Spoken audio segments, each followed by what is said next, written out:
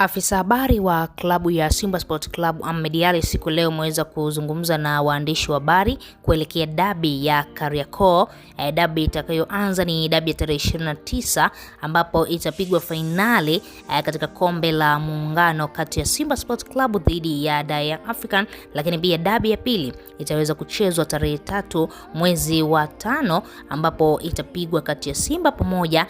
na Young African. Lakini kuna utata kidogo na siku leo Ahmed Ally, afisa habari huyu, ameweza kueleza kuna namna fulani hivi baadhi ya wachezaji muhimu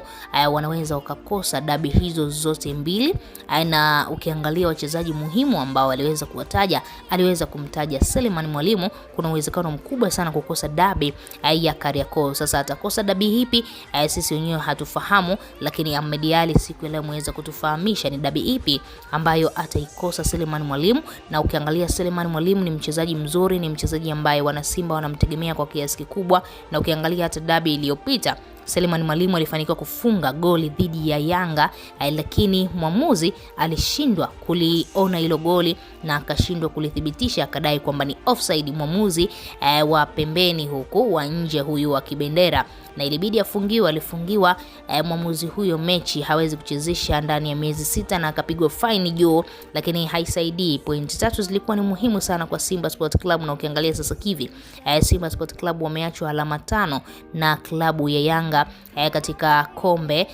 katika ligi ya NBC Premier League. Siku leo Ahmed Ally ameweza kuzungumza na kudai kwamba kuna uwezekano mkubwa sana Selemani Mwalimu akakosa dabi hii ya kesho kutwa ya tarehe 29, dabi ambayo inaenda kupigwa ya finali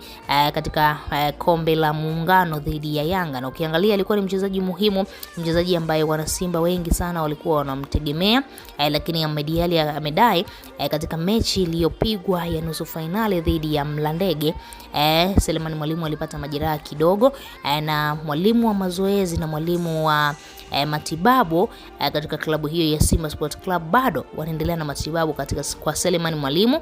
na wanaimani kuna uwezekano mkubwa sana Selemani akapata nafasi ya kucheza katika dabi hii ya muungano, lakini anaweza akacheza dakika za jioni, dakika za mwishoni kabisa, kama kumalizia hivi, kwa sababu si unajua tena mtu akishakuwa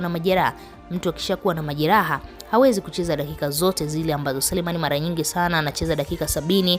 nyingine anamwachia mchezaji mwingine, lakini kutokana na hayo majeraha Selemani Mwalimu anaweza akacheza dakika za mwishoni kabisa au asicheze kabisa katika dabi inayofuata, dabi hii ya tarehe 29 ya mwezi huu wa 4. Wewe kama shabiki una lipi la kuzungumza? Tuachie maoni yako, lakini pia usisahau kusubscribe.